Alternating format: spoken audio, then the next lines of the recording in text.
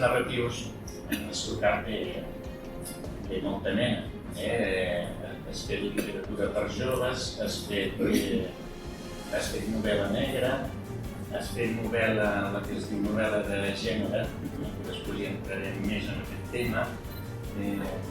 També t'agrada tocar una mica tot. No és tant que m'agradi tocar una mica tot, és que m'interessa tot. I en funció de què sigui allò que jo vull escriure, comunicar, explicar, mostrar, feu servir la paraula que vulgueu, veig que és millor canalitzar-ho d'una manera o d'una altra.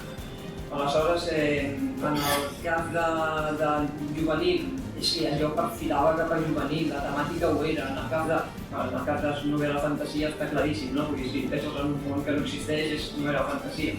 Tot i que a vegades preferiries que el món on estem no existís. Però bé, això seria un altre tema. Però no és el fet de voler tocar, sinó que el projecte d'allò que jo tinc necessitat de treure em demana un gènere o un altre. I a partir d'aquí obeeixo el projecte, diguem-ne. El primer que m'agradaria aclarir, perquè jo de seguida em vaig fer unes idees, és que això no tracta ni de nens robats, ni de la institució que fa les adopcions, ni de corrupció en aquest estil. És una història diferent. Sí. No té res a veure encara que en la ressenya, no? En aquesta ressenya ja aparegui d'entrada el fet aquest que el deixen en un orfenat i és abandonat i al cap del temps buscarà la seva mare, no té absolutament res a veure amb tota aquesta temàtica més clàssica avui en dia dins de la novel·lística de nens robats i tràfic de nadons i tot això. Res. De les teves novel·les normalment es destaca l'estructura, sempre tens alguna estructura especial, i la construcció dels personatges. Respecte a l'estructura, així com l'ànima mesquina, havia tres parts. La primera era present, la segona era el passat. I vèiem per què s'havia produït la situació actual, després ja venia continuar en el present. Aquesta fa una altra cosa, el temps és lineal, des de 1940 fins 1980 sí. En tot cas, va saltant anys, però sí que el que fas de diferent és que són dos escenaris diferents. Per un costat és el que passa a les Palmes i per un altre costat el que passa a Barcelona. Però a més, a les Palmes no només veiem com reaccionen a el que passa a Barcelona, sinó que s'enteren de coses de Barcelona a través de cartes, perquè no hi ha telèfon. Bé, sí que hi és, però poques trucades. I d'aquesta manera anem passant d'un costat a l'altre.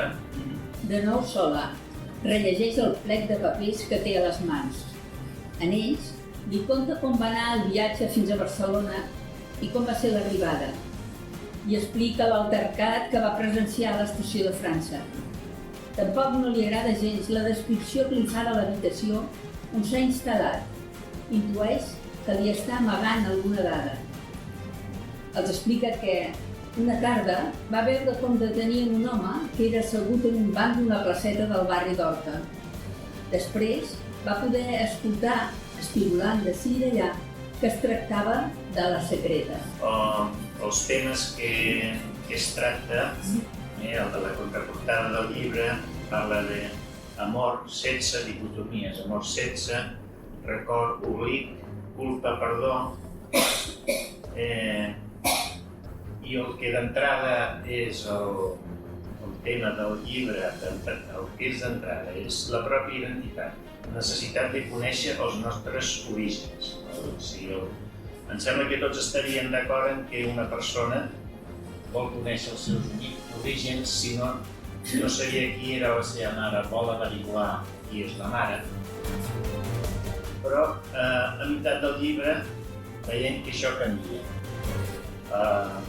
Ja no és aquest el tema del llibre, i llavors passes a un tema que ja no és còmode pel lector.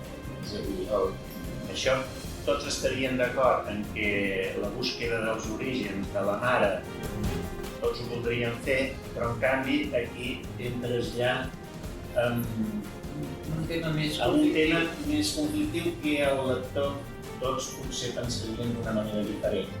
És possible.